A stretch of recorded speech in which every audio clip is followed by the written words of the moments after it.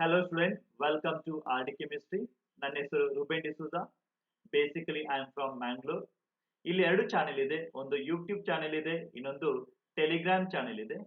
ನಿಮಗೆ ಬೇಕಾಗಿರುವ ಎಲ್ಲಾ ನೋಟ್ಸು ಟೆಲಿಗ್ರಾಮ್ ಚಾನೆಲ್ ಅಲ್ಲಿ ಸಿಗುತ್ತೆ. ಇವತ್ತಿನಿಂದ ಕ್ರ್ಯಾಶ್ ಕೋರ್ಸ್ ಸೀರೀಸ್ ನ ಸ್ಟಾರ್ಟ್ ಮಾಡ್ತಾ ಇದ್ದೀನಿ.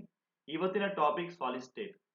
ಕಳೆದ 3 ವರ್ಷದಿಂದ ಈ ಟಾಪಿಕ್ ಮೇಲೆ ಏನೆಲ್ಲ ಕ್ವೆಶನ್ ಕೇಳಿದ್ದಾರೆ ಅಥವಾ ಏನು ಸಿನಾಪ್ಸಿಸ್ ಬೇಕು ಅದನ್ನ ಬ್ರೀಫ್ ಆಗಿ ಎಕ್ಸ್ಪ್ಲೈನ್ ಮಾಡ್ತಾ ಇದ್ದೀನಿ. ಸ್ಟಾರ್ಟ್ ಮಾಡೋಣ. Students, you know that there are four types of crystalline solids, alva. First one is a molecular solid, alva. Second one, ionic solid. Third one, metallic solid. Fourth one is the covalent solid. Correct? ಈ ಎಲ್ಲಾ solids ಅಲ್ಲಿ constituent particle ಅನ್ನ ನೆನ್ಪಿಟ್ಕೋಬೇಕು, ಮತ್ತೆ bonding ಮತ್ತೆ examples ಅನ್ನ. ಕರೆಕ್ಟಾ? ಈ molecular solid ಅಲ್ಲಿ constituent particles R molecules, and between the molecule there exists van der Waals force of attractions. ಇಲ್ಲಿ 3 types ಇದೆ. First one is the non-polar, second is the polar molecule, third one is the hydrogen bonded. Between the non-polar molecule there is the London forces ಮತ್ತೆ dispersion forces. ಕರೆಕ್ಟಾ? Examples ಯಾವುದು? Argon, carbon tetrachloride, hydrogen, iodine and carbon dioxide. Because dipole moment mu is equal to 0, ಅದಕ್ಕೋಸ್ಕರ ಅದು non polar ಆಗಿರುತ್ತೆ. ಕರೆಕ್ಟಾ? Polar molecule ಅಲ್ಲಿ dipole moment 0 ಆಗಿರಲ್ಲ. Okay, so ಅದರ ಮಧ್ಯದಲ್ಲಿ ಇಂಟ್ರಾಕ್ಷನ್ ಇರುತ್ತೆ. ಯಾವ ಇಂಟ್ರಾಕ್ಷನ್ ಇರುತ್ತೆ? ಡೈಪೋಲ್ ಇಂಟ್ರಾಕ್ಷನ್ ಇರುತ್ತೆ. Example hydrogen chloride, sulphur dioxide. Third one hydrogen bonded. This is a type of polar molecule. ಇದು ಕೂಡ ಒಂದು ಪೋಲಾರ್ ಮಾಲಿಕ್ಯೂಲ್, ಆದ್ರೆ ಬಾಂಡಿಂಗ್ ಯಾವ್ದಿರೋದು? Hydrogen bonding. You know that between the two molecule there exists a hydrogen bonding. Correct? And we are speaking about the solid state, ice. Second type ಯಾವುದು? Ionic solid. ಅದರಲ್ಲಿ constituent particles ಯಾವ್ದಿದೆ? Ions ಇದೆ. ಯಾವ್ದೆಲ್ಲ ions ಇದೆ? ಒಂದು ಕೆಟಯಾನ್ ಇದೆ, ಮತ್ತೊಂದು anion ಇದೆ. And between these ions there is the attraction called the electrostatic attraction. Correct alva? Sodium chloride example, magnesium oxide, zinc sulfide, calcium fluoride example. Because there is a cation, there is the anion. Correct? Next one, third type ಯಾವುದು? Metallic solid. Metallic solid ಯಾವಾಗ ಬರುತ್ತೆ? Metals atom ಇರುವಾಗ ಬರುತ್ತೆ, metal atom ಇರುವಾಗ ಬರುತ್ತೆ. ಅಲ್ಲಿ ಒಂದು theory ಬರುತ್ತೆ. ಆ ಥಿಯರಿ ಯಾವುದು? Positive kernels and mobile electrons ಅಂತ ಇರುತ್ತೆ. ಬಾಂಡಿಂಗ್ ಯಾವ್ದಿರುತ್ತೆ? ಮೆಟಾಲಿಕ್ ಬಾಂಡಿಂಗ್ ಆಗಿರುತ್ತೆ. ಯಾವ್ದ್ರ ಎಕ್ಸಾಂಪಲ್? Metal atom example. ಮೆಟಲ್ಸ್ ಆದ ಎಕ್ಸಾಂಪಲ್ ಐರನ್, ಕಾಪರ್, ಸಿಲ್ವರ್ ಮತ್ತೆ ಮೆಗ್ನೀಷಿಯಂ. ಫೋರ್ತ್ ಟೈಪ್ ಯಾವುದು? Covalent solid and network solid. ಅಲ್ಲಿ ಯಾವ್ದಿರುತ್ತೆ? ಆಟಮ್ಸ್ ಇರುತ್ತೆ, individual atom. And bonding is covalent bonding ಆಗಿರುತ್ತೆ, sigma bond or the pi bond.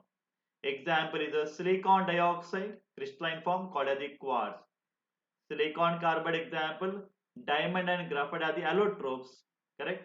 The structures are different. Okay, right? Now the question is, how many types of cubic unit cells are there? ಇಲ್ಲಿ 3 type ಇದು cubic units ಕಲಿತೀವಿ.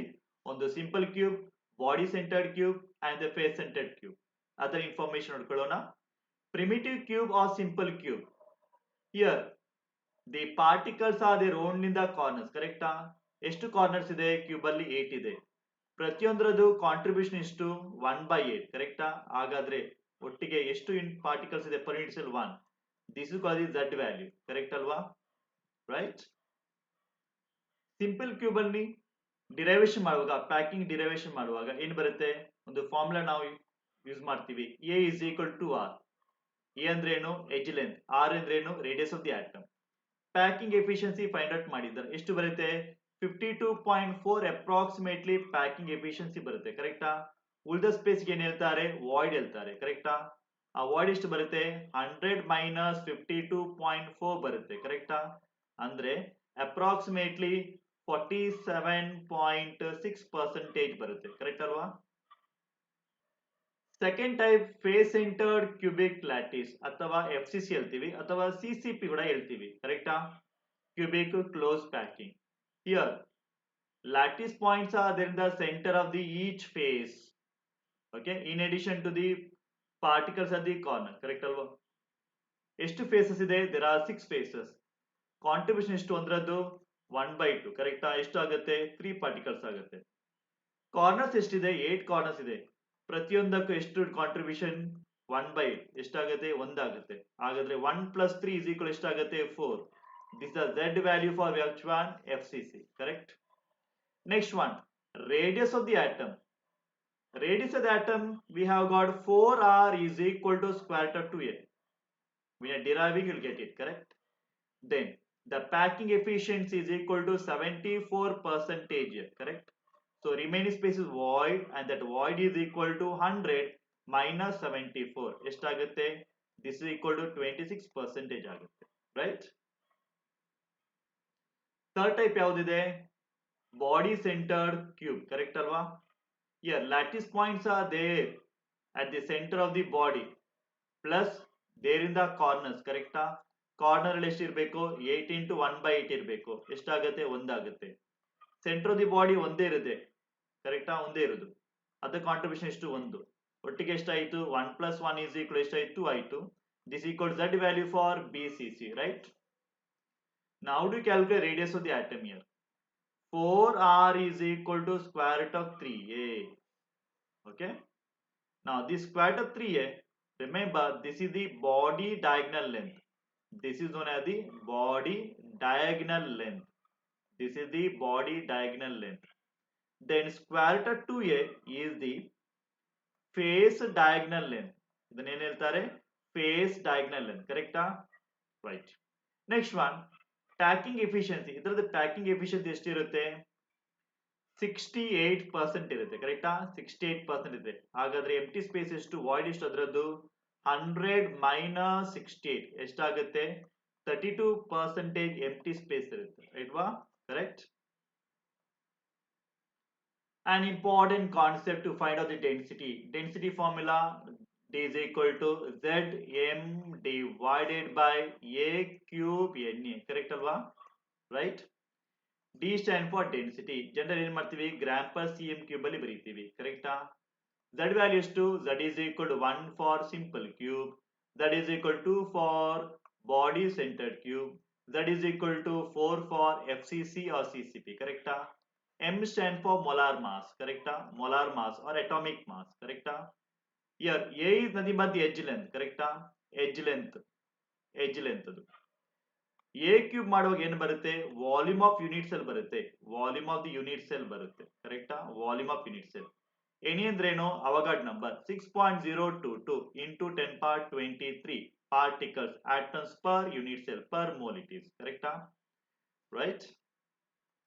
ಇಲ್ಲಿ ಇನ್ನೆರಡು important defects ಕಲಿತೀವಿ. ಒಂದು metal deficiency defect, ಇನ್ನೊಂದು impurity defect. ನಾನೆಲ್ಲ impurity defect ತಗೊಳ್ಳಲ್ಲ, ಎರಡು ಇಂಪಾರ್ಟೆಂಟ್ ಮಾತ್ರ ತಗೊಳ್ತಿದ್ದೀನಿ. ಇಲ್ಲಿ ಡಿಫೆಕ್ಟ್ ಯಾವ್ದಿದೆ? ಇದು ಮೆಟಲ್ ಡಿಫಿಷಿಯನ್ಸಿ ಡಿಫೆಕ್ಟ್ ಇದೆ. This defect occurs when metal shows variable valency. ಏನು ತಗೊಳ್ಳೋಣ? ಈಗ let me take ferrous oxide ಮತ್ತೆ ಫೆರಿಕ್ ಆಕ್ಸೈಡ್. ಕರೆಕ್ಟಾ? Ferrous oxide Fe2 plus oxide 2 minus. Ferric is Fe3 plus oxide 2 minus. Correcta? If I take pure ferrous oxide FeO during oxidation due to atmosphere, what will happen? It will give Fe2O3. So let me write that one. Suppose I have got pure ferrous oxide Fe plus 2, oxide 2 minus, Fe plus 2. Okay. So I'll repeat here: oxide, ferrous ion, oxide, repeat, ferrous ion, oxide ions, ಮತ್ತೆ ferrous ions ಇದೆ. Correcta? Right. Now, ferrous ion is undergoing oxidation to give ferric ions. Correcta? Now, we have to satisfy the charges now. So I'll interchange 3 here and 2 here. That means 6 charges here, 6 charges here. 3 ferrous ions are equal to 2 ferric ions. Correcta? ಅಂದ್ರೆ ಈ 3 ferrous ಅನ್ನ ತೆಗೀರಿ. ಈ 3 ferrous ತೆಗೆಯುವಾಗ ಏನಾಗುತ್ತೆ? 3 vacancy ಆಗುತ್ತೆ. ಆ 3 ವೇಕೆನ್ಸಿಗೆ ಎಷ್ಟು ಫೆರಿಕ್ ಬರಬೇಕು? 2 ಬರಬೇಕು. ಇಲ್ಲಿ ಒಂದು ಫೆರಿಕ್ ಬರುತ್ತೆ, ಇನ್ನೊಂದು ಇಲ್ಲಿ ಏನ್ ಬರುತ್ತೆ? ಫೆರಿಕ್ ಬರುತ್ತೆ. ಕರೆಕ್ಟಾ? ಹಾಗಾದ್ರೆ ಏನು ಉಳಿಯುತ್ತೆ ಇಲ್ಲಿ? There is a vacancy created here. ಕರೆಕ್ಟಾ? ಅಂದ್ರೆ ಇಲ್ಲಿ ಕ್ಯಾಟಯಾನ್ ಇಲ್ಲ. ಕ್ಯಾಟಯಾನ್ ಇಲ್ಲ ಅಂದ್ರೆ ಮೆಟಲ್ ಅಯಾನ್ ಇಲ್ಲ. ಇಲ್ಲಿ ಮೆಟಲ್ ಕ್ಯಾಟಯಾನ್ ಇಲ್ಲ. ಸೊ ಅದು ಡೆಫಿಷಿಯನ್ಸಿ ಆಯ್ತು, ಅದಕ್ಕೋಸ್ಕರ it is called the metal deficiency defect ಹೇಳ್ತಾರೆ. So that's why they given here some ferrous cations are missing and loss of positive charge is made up by the presence of the required number of ferric ions. Clear aita? Right? Next one very important defect is the impurity defect. The impurity defect ಅಂದ್ರೆ ಏನು? Extra ಬೇರೆ element ಬರುದು. For example sodium chloride ಅನ್ನ crystallise ಮಾಡುವಾಗ ಅದರಲ್ಲಿ ಕೆಲವೊಮ್ಮೆ strontium chloride ಇರುತ್ತೆ. ಅಂದ್ರೆ some of the sodium ions are replaced by the strontium ion. ಕರೆಕ್ಟಾ? ಈಗ ಚಾರ್ಜ್ ನೋಡಿ, ಸೋಡಿಯಂ ಮೇಲೆ ಪ್ಲಸ್ ಇದೆ, +1 ಇದೆ, ಸ್ಟ್ರಾನ್ಶಿಯಂ ಮೇಲೆ ಎಷ್ಟಿದೆ, +2 ಇದೆ. ಅದನ್ನ ಹೇಗೆ ಸ್ಯಾಟಿಸ್ಫೈಡ್ ಮಾಡ್ತೀರಾ? 2 sodium ions are equal 1 strontium plus. ಅಂದ್ರೆ ಇದು ಬೇರೆ ಬೇರೆ ಟೈಪ್ ಎಲಿಮೆಂಟ್ ಇದೆ. ಕರೆಕ್ಟಾ? ಸೋಡಿಯಂ ಬೇರೆ, ಸ್ಟ್ರಾನ್ಶಿಯಂ ಬೇರೆ. ಪ್ರೀವಿಯಸ್ ಅಲ್ಲಿ ಏನಿತ್ತು? ಅಯನ್ ಇತ್ತು. ಅಯನ್ ಅಲ್ಲಿ ಫೆರಸ್ ಮತ್ತೆ ಫೆರಿಕ್ ಎಲಿಮೆಂಟ್ ಸೇಮ್ ಇತ್ತು. ಇಲ್ಲಿ ಎಲಿಮೆಂಟ್ಸ್ ಡಿಫರೆಂಟ್ ಆಗುತ್ತೆ. So let me draw the ideal structure of the sodium chloride. Sodium chloride, sodium chloride. Correcta? So write alternatively. Chloride, sodium ಬರುತ್ತೆ ಇಲ್ಲಿ, chloride ಬರುತ್ತೆ ಇಲ್ಲಿ, sodium. Correcta? Repeat ಮಾಡಿ ಇಲ್ಲಿ sodium ಬರುತ್ತೆ, ಇಲ್ಲಿ chloride ಬರುತ್ತೆ, ಇಲ್ಲಿ sodium ಬರುತ್ತೆ, ಇಲ್ಲಿ chloride ಬರುತ್ತೆ. ಏನ್ ಮಾಡ್ಬೇಕೀಗ? ಎರಡು ಸೋಡಿಯಂ ಅನ್ನು ತೆಗೀರಿ. ಈಗ ಎರಡು ಸೋಡಿಯಂ ತೆಗಿಬೇಕು. ಕರೆಕ್ಟಾ? ಎರಡು ಸೋಡಿಯಂ ತೆಗೆದ್ಮೇಲೆ ಎಷ್ಟು ಸ್ಟ್ರಾನ್ಶಿಯಂ ಹಾಕ್ಬೇಕು? ಒಂದೇ ಸ್ಟ್ರಾನ್ಶಿಯಂ ಹಾಕ್ಬೇಕು. ಕರೆಕ್ಟಾ? ಒಂದೇ ಸ್ಟ್ರಾನ್ಶಿಯಂ. ಏನಾಯ್ತು ಇಲ್ಲಿ? ವೇಕೆನ್ಸಿ ಕ್ರಿಯೇಟ್ ಆಯ್ತು. ಏನಿರ್ಬೇಕಿತ್ತು ಇಲ್ಲಿ? ಕ್ಯಾಟಯಾನ್ ಇರ್ಬೇಕಿತ್ತು. ಸೊ ಕ್ಯಾಟಯಾನ್ ವೇಕೆನ್ಸಿ ಕ್ರಿಯೇಟ್ ಆಯ್ತು. ಮತ್ತೆ ಯಾವ್ದನ್ನ ಎಕ್ಸ್ಟ್ರಾ ಹಾಕಿದೀವಿ ನಾವು? ಬೇರೆ ಎಲಿಮೆಂಟ್ ಹಾಕಿದೀವಿ, ಸ್ಟ್ರಾನ್ಶಿಯಂ ಹಾಕಿದೀವಿ. ಅದಕ್ಕೆ ಏನ್ ಹೇಳ್ತೀವಿ ನಾವು? ಇಂಪ್ಯೂರಿಟಿ ಡಿಫೆಕ್ಟ್ ಹೇಳ್ತೀವಿ. ಎಷ್ಟು ಕ್ಯಾಟಯಾನ್ ವೇಕೆನ್ಸಿ ಇದೆ? ಒಂದು ವೇಕೆನ್ಸಿ ಕ್ರಿಯೇಟ್ ಆಯ್ತು. And that is equal to 1 strontium. ಕರೆಕ್ಟಾ? ಒಂದು ಕ್ಯಾಟಯಾನ್ಗೆ ಒಂದು ವೇಕೆನ್ಸಿಗೆ ಒಂದು ಸ್ಟ್ರಾನ್ಶಿಯಂ ಇದೆ. ಕರೆಕ್ಟಾ? So therefore cationic vacancy is equal to strontium ions. Okay, strontium ions. ಇದ್ರ ಮೇಲೆ ಪ್ರಾಬ್ಲಮ್ಸ್ ಕೇಳ್ತಾರೆ, important. Okay, right? See students, studying previous questions are very very important. Okay, previous questions ಏನೆಲ್ಲ ಇದೆ ಅದನ್ನ ಚೆನ್ನಾಗಿ ಅರ್ಥ ಮಾಡಿಕೊಳ್ಬೇಕು. ರಿಪೀಟ್ ಆಗಿ ಬರುತ್ತೆ ಕೆಲವೊಮ್ಮೆ, ಅಥವಾ ಸಿಮಿಲರ್ ಕಾನ್ಸೆಪ್ಟ್ ಬರುತ್ತೆ. So it is always very important to study always the previous questions. Okay, so here there are some questions, important questions which have been asked repeatedly, some concepts. Those concepts I'm going to now solve. Okay, now first question is what is dry ice? Very simple question alwa. Dry ice andre enu? Dry ice andre solid carbon dioxide. Correct alwa? So solid carbon dioxide beku. So it is called dry ice. Third one is the answer. Very simple. Second question nodi, in FCC unit cells are shared equally by how many unit cells? Suppose I draw the unit cell. Okay, FCC. FCC ಅಂದ್ರೇನು? There are 8 corner particles ಇದೆ. Correct ಅಲ್ವಾ? 8 corner particles ಇರುತ್ತೆ. Correct ಅಲ್ವಾ? ಮತ್ತೆ face ಅಲ್ಲಿ ಕೂಡ particles ಇರುತ್ತೆ. ಕರೆಕ್ಟಾ? along x axis. ಕರೆಕ್ಟಾ? along y axis. ಕರೆಕ್ಟಾ? along z axis. ಕರೆಕ್ಟಾ? ನಾವು ಈ ಕ್ವೆಶ್ಚನ್ ಅಂದ್ರೆ this unit cell is shared by how many unit cell? ಎಷ್ಟು ಫೇಸ್ ಇದೆ? 6 ಫೇಸ್ ಇದೆ. 6 ಫೇಸ್ ಅಲ್ಲಿ ಏನ್ ಮಾಡಬಹುದು? We can construct. ಕರೆಕ್ಟಾ? Again we can construct ಒಂದು ಹೊಸತ್ತು ಯೂನಿಟ್ ಸೆಲ್ ಆಗುತ್ತೆ. ಅಂದ್ರೆ 6 ಸೈಡ್ ಅಲ್ಲಿ 6 ಯೂನಿಟ್ ಸೆಲ್ ಕ್ರಿಯೇಟ್ ಮಾಡಬಹುದು. ಅಂದ್ರೆ 1 unit cell equally shared by 6 other unit cells. So answer is option number 3. Okay. Question number 3. Edge length of the cube is given. What is the body diagonal? Edge length a ಕೊಟ್ಟಿದ್ದಾರೆ. ಎಷ್ಟು ಕೊಟ್ಟಿದ್ದಾರೆ? 300 picometre ಕೊಟ್ಟಿದ್ದಾರೆ. ಕರೆಕ್ಟಾ? ಅದರ body diagonal find out ಮಾಡಬೇಕು. Body diagonal ಗೆ formula ಏನು? Body diagonal ಗೆ ಫಾರ್ಮುಲಾ ಏನು? Body diagonal is equal to square root of 3a. Correct? ಅಷ್ಟೇ.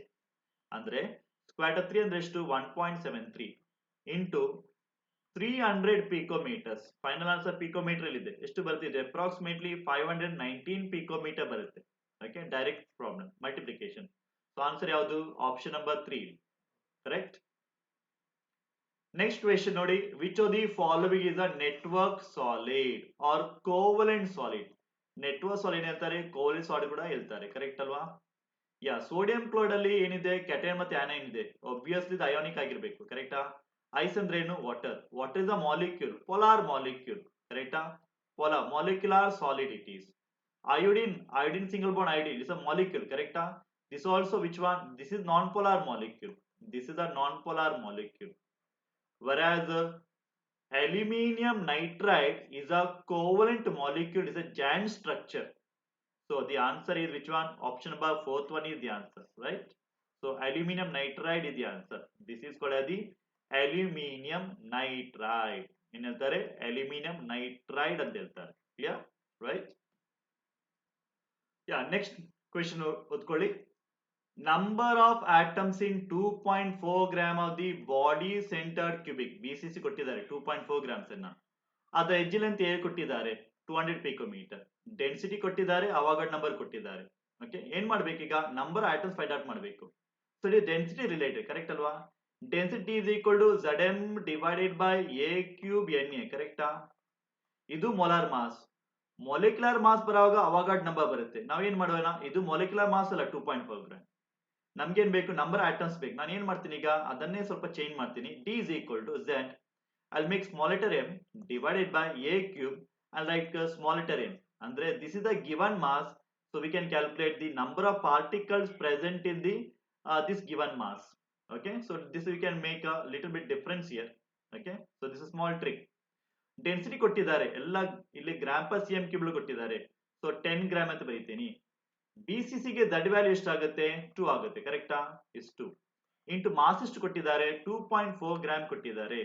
a ಕ್ಯೂಬ್ ಏನ್ರ ಎಷ್ಟು ಕೊಟ್ಟಿದ್ದಾರೆ? a is equal to 200, 2 into 10 power 2 picometre ಕೊಟ್ಟಿದ್ದಾರೆ, ಕರೆಕ್ಟಾ?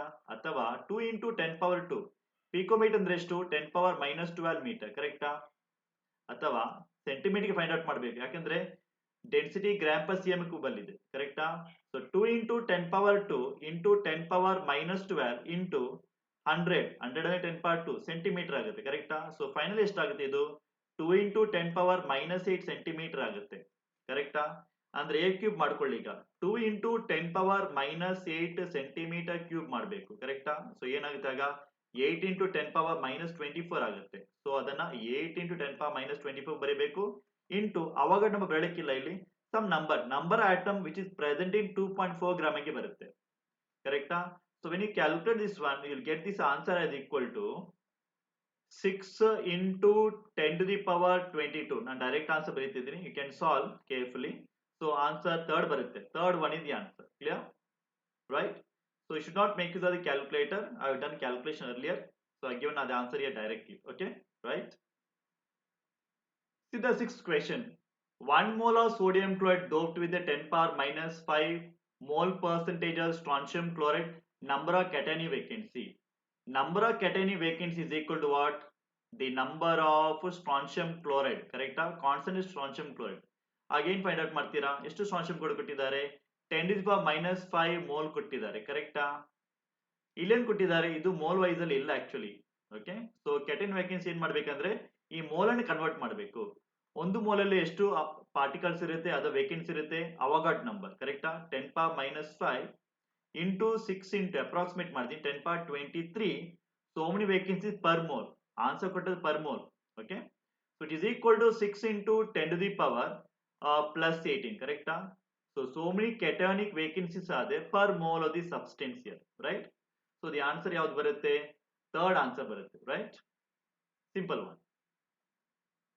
Question number 7 ನೋಡಿ.